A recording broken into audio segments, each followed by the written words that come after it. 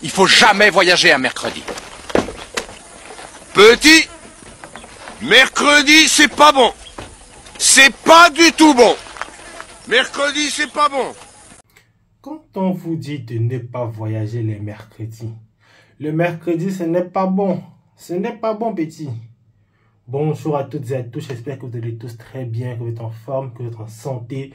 J'espère que vous avez passé une très belle semaine. Franchement, je pense quand même que si tu es fan barcelonais, ta semaine, elle a été aboutie. Entre la victoire du Barça face à Mallorca, la défaite du Real face à Bilbao, franchement, on s'est régalé. On s'est régalé. Et ça me permet de faire une petite parenthèse pour parler du Real de Madrid. J'ai pas eu le temps de parler pendant la semaine. Comme vous le savez, je ne me sentais pas très en forme. Mais maintenant, ça va mieux et il faut qu'on parle de lui. Parce que franchement, ce qu'ils affichent, c'est quand même déplorable. C'est quand même déplorable. Et j'ai pas envie de tomber sur Mbappé parce que lui, on connaît son cas. Et j'ai pas envie de tomber aussi sur Valverde. L'erreur qu'il a fait, franchement, ce serait beaucoup trop facile. Mais pour moi, le premier coupable de ce qui se passe actuellement dans cet effectif-là, c'est le coach. C'est Carlo Ancelotti. Et venez pas me faire dire ce que j'ai pas dit. Carlo Ancelotti, c'est un grand coach. C'est un très grand coach. Il a énormément gagné dans sa carrière. Et il a vraiment... C'est un coach qui n'a plus rien à prouver à qui que ce soit. Ça, je vous le concède. Mais ça n'empêche pas que depuis peut-être plus d'un an, son Real de Madrid, tactiquement, c'est extrêmement incohérent.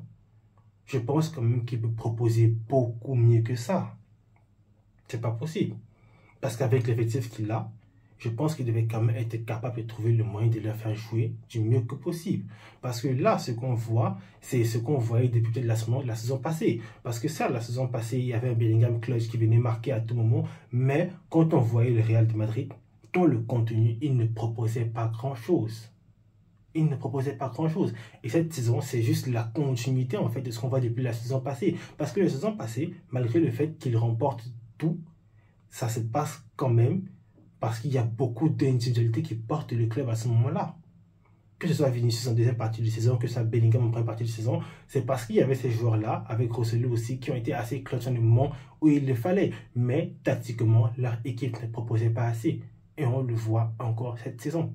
Donc je pense quand même qu'il doit être capable de se remettre en question et essayer de réfléchir à trouver un moyen de proposer quand même beaucoup plus que ça. Parce que je pense quand même que c'est assez pauvre. En tout cas, s'il ne le fait pas, moi ça ne me gêne pas. Hein. Pardon, moi je parlais juste pour eux parce que si ça ne tenait qu'à moi, il n'a qu'à continuer à proposer ce qu'il propose. Ça nous aide. Ça nous aide. On a besoin qu'il continue à être aussi tocaresque pour que nous, on puisse continuer à, vous voyez, à dérouler, à avancer. En tout cas, nous on va continuer à ne pas trop s'attarder sur eux. On va directement aller dans ce qui nous concerne nous, c'est-à-dire les actualités pertinentes que j'ai trouvées cette semaine et aussi le match de demain face au Real de Betis, match qui sera quasiment très important pour maintenir enfin cette première place retrouvée. Donc déjà, Flick a communiqué à Ansu Fati et Eric Garcia qu'il leur sera très difficile d'obtenir des minutes maintenant que la majorité de l'équipe est disponible, laissant la porte ouverte à leur départ en janvier.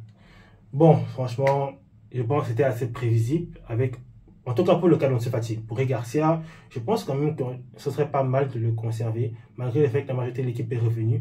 En défense centrale, quand même, parfois, quand il va falloir reposer, que ce soit Kobarsi, que ce soit Inigo Martinez, surtout que maintenant, en tout cas vous le verrez dans l'actualité suivante, Haro, il n'est pas encore prêt à 100% selon Flick pour commencer.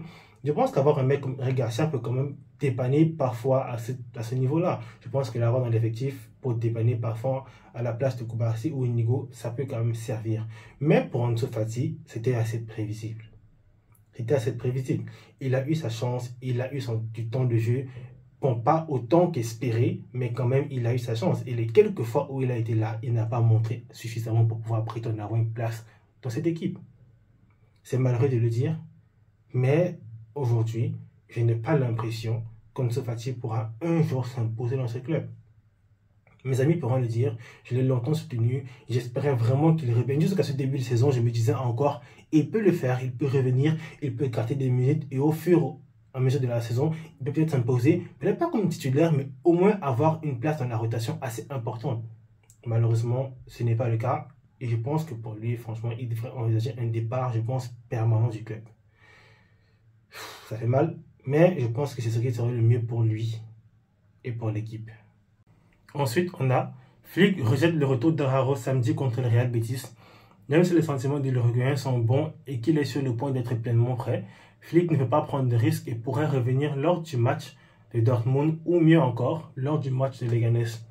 Moi, je trouve quand même que c'est une bonne nouvelle. Déjà, au moins, il est de retour à l'entraînement. Il a réussi à faire l'entraînement complet. C'est une bonne chose. Mais ça n'est pas nécessaire de précipiter. Pour le moment, la chaîne centrale, Cubarsí et Inigo tournent assez bien. C'est vrai qu'il faudra les reposer à un moment ou à un autre. Et c'est pour ça qu'il est en train de revenir. Mais si on le précipite, surtout qu'il revient une très longue blessure quand même. Ça va faire plus de 6 mois qu'il n'a pas joué. C'est vraiment à prendre des risques pas nécessaires. Pour le moment, si l'équipe tourne bien, qu'on le laisse au repos et il pourra faire son retour tranquillement. Je pense même pour moi contre les Leganés, un match assez facile, assez abordable. Je pense un match plus abordable que Dortmund pour le Barça. Il pourra faire un retour quand même plus facile, on va dire comme ça entre guillemets. Je pense que ce serait quand même mieux pour lui. Rafinha et Inigo Martinez sont les joueurs du Barça qui ont le plus joué cette saison. Hansi Flick pourrait les laisser au repos face au Betis ce week-end. Franchement, tonton Flick, s'il te plaît, pas pour le moment. Pas ça. Hein? Je sais quand même qu'ils ont besoin de repos, mais je pense que ce n'est pas le meilleur match pour leur laisser au repos. Les Betis, ça reste quand même une équipe assez dangereuse, on va le voir tout à l'heure. Et je ne pense pas que c'est le moment pour leur laisser au repos. Peut-être au match face à Leganés, on peut essayer de faire tourner et tout. Mais si c'est possible, s'ils ont encore la capacité de pouvoir enchaîner, on espère leur voir ce week-end et contre Dortmund pour pouvoir engorger le plus de points possible durant ces 2 matchs assez compliqués. Et maintenant, on a Victor Roque qui dit « Si je marque, je ne célébrerai pas le but, par respect pour le Barça. » Bon, ça me permet de faire directement le lien et de commencer à parler du match du Barça face au Real Betis demain. Match assez important. Maintenant qu'on a retrouvé la première place, on ne doit plus la lâcher. On ne doit plus faire des erreurs stupides, on ne doit plus perdre de points bêtement. Et ça passe par ce match de demain. Un match vraiment extrêmement important face à une équipe quand même assez difficile à jouer, une équipe quand même assez compliquée. C'est une équipe qui est assez bonne cette saison, même en Conference League, ils ne font pas de figure, ils réussissent à gagner les matchs. Et quand même, c'est une équipe qui a réussi à donner énormément de problèmes aux grosses équipes.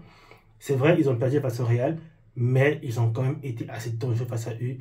Et ils ont réussi à battre les Atletico. Ils ont aussi fait match contre Girone. Donc, il va falloir faire très attention à eux. Ils ont des joueurs qu'on connaît, franchement, comme Victor Roque, dont on vient de parler.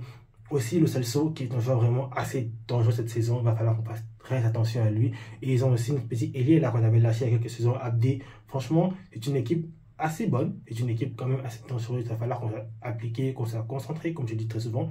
Et il va falloir être vraiment y aller avec, selon moi, l'équipe type. Je pense que ce n'est pas le meilleur match pour faire des rotations. Je pense que ce n'est pas le meilleur moment pour faire tourner. Il va falloir qu'on y aille avec les joueurs vraiment du 11 type. Donc, on va directement aller dans l'équipe type.